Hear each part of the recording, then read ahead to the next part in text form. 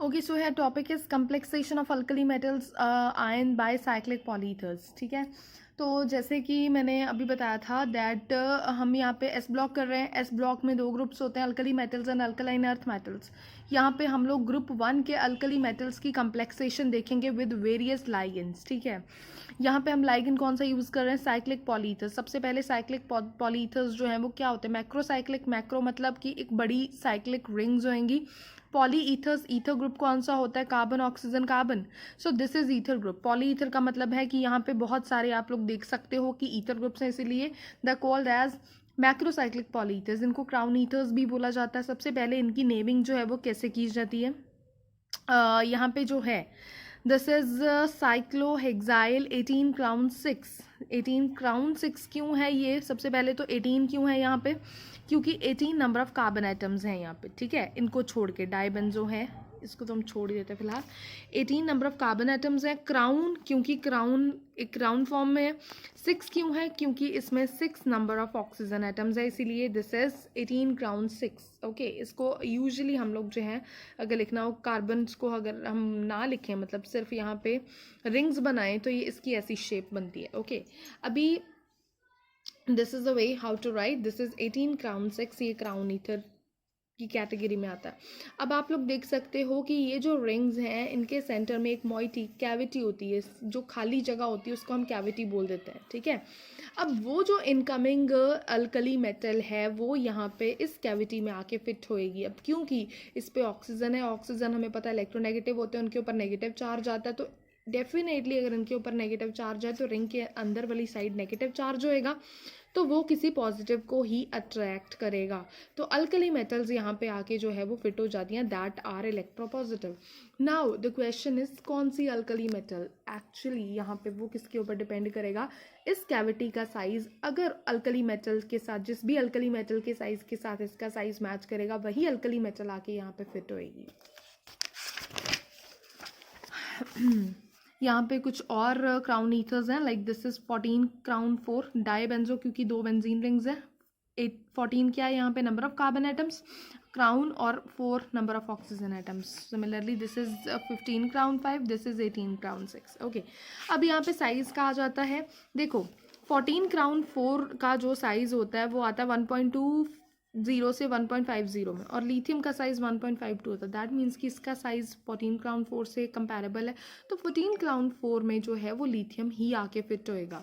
15 crown 5 का size अगर हम देखें तो उसके हिसाब से सोडियम आके फिट होएगा। 18 क्राउन 6 में पोटेशियम, और 21 क्राउन 7 में रुबीडियम आके फिट होएगा। क्राउन ईथर्स के बाद जो लाइगेंड की क्लास आती है दैट इज क्रिप्टेट्स। क्रिप्टेट्स भी बिल्कुल क्राउन ईथर्स की तरह ही होते हैं, बट यहाँ पे फ़र्क क्या रहता है कि लाइक क्राउन ईथर्स में सिर्फ ऑक्सीजन हेटेरोएटम रहता है, और बट क्रिप्टेट्स में ऑक्सीजन के साथ नाइट्रोजन भी आ सकता है, फॉस्फोरस या फिर सल्फर आ सकता है। ये होते हैं क्रिप्टेट। सिमिलर बिल्कुल सेम रहता है। This is now 222 क्रिप्टेट। 222 क्रिप्टेट क्यों क्या है? क्योंकि इस लेयर में भी दो ऑक्सीजन, इसमें भी दो, इसमें भी दो। ठीक है, सो 222 क्रिप्टेट लाइगेंड है। इनमें भी साइज का ही, जो कैविटी का साइज होएगा वही साइज का जो है वो मेटल आयन आके यहाँ पे फिट हो जाएगा, और ये मेटल और लाइगेंड की बाइंडिंग शो करेगा। अभी यूनिक कैरेक्टरिस्टिक्स आ जाते हैं क्राउन ईथर्स के और क्रिप्टेट्स के। ये यही आते हैं कि ये जो है सॉलिबिलिटीज ऑर्गेनिक सॉल्वेंट्स में जब भी जो है वो क्राउन ईथर एक लाइक कम्प्लेक्स बन जाता है, तो इनकी जो सॉलिबिलिटी है वो इंक्रीज कर जाती है। सेकेंडली ये स्टेबल होते हैं। ठीक है, डिफरेंस जो दोनों में आता है वो आप सबको पता ही है कि उसमें सिर्फ ऑक्सीजन रहता है हेटेरोएटम, इसमें ऑक्सीजन के साथ साथ नाइट्रोजन एंड सल्फर फॉस्फोरस भी आ सकते हैं।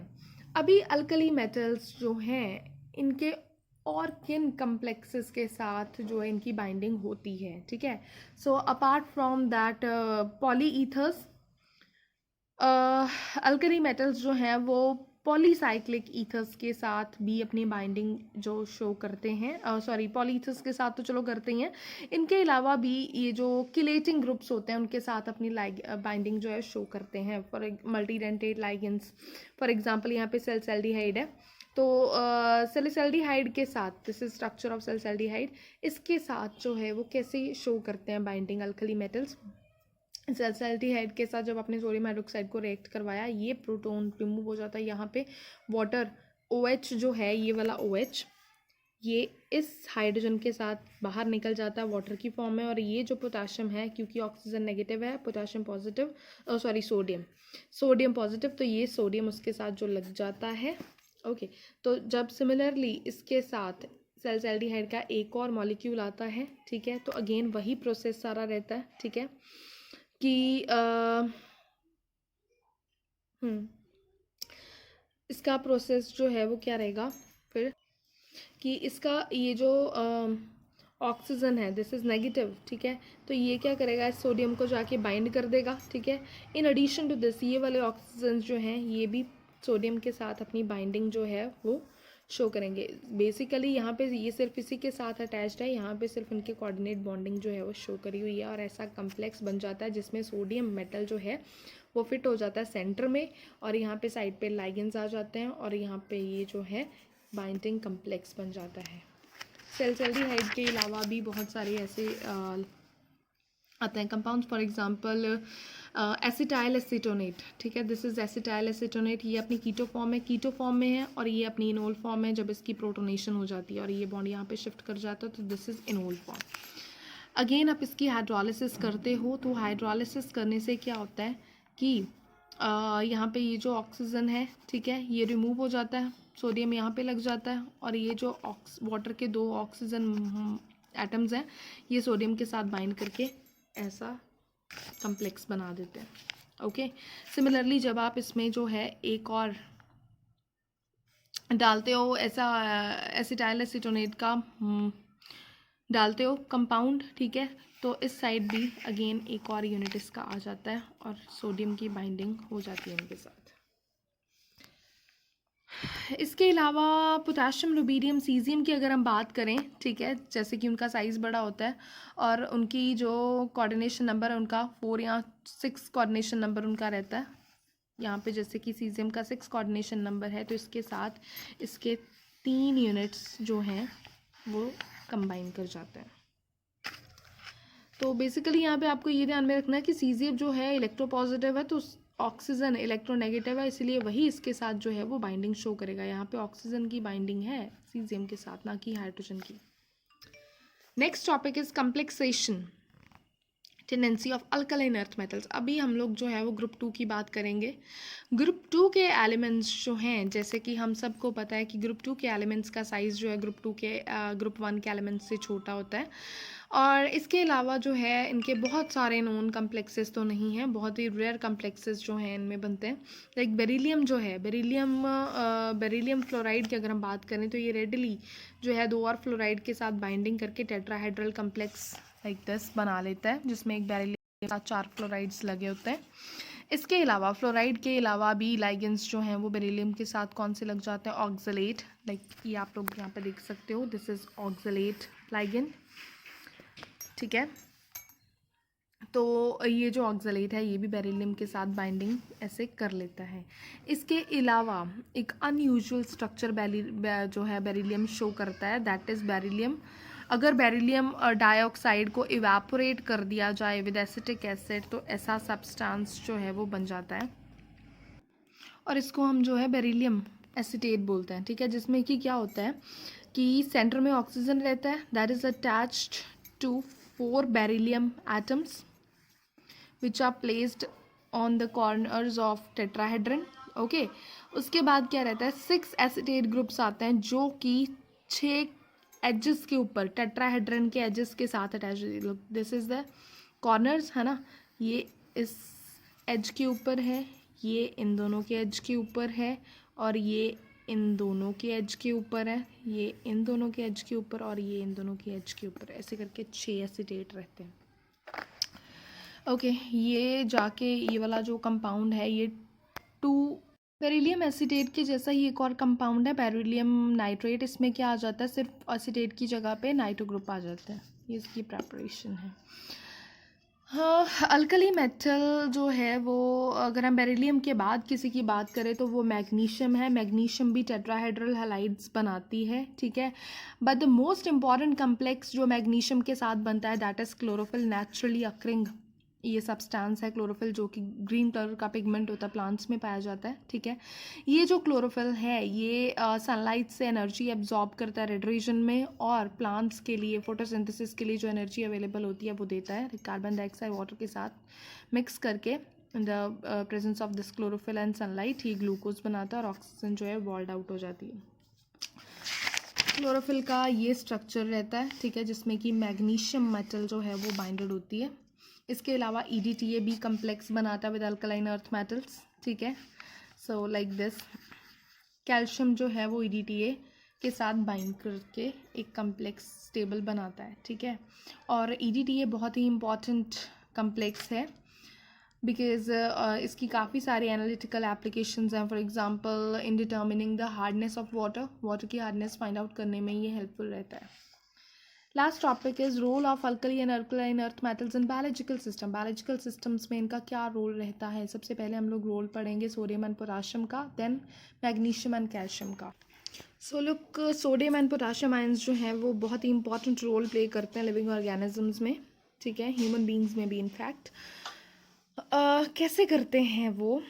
वैसे तो इनकी केमिकल प्रॉपर्टीज़ तो काफ़ी हद तक सिमिलर ही होती हैं, बट इनकी बायोलॉजिकल फंक्शंस दोनों के बिल्कुल डिफरेंट है। कैसे?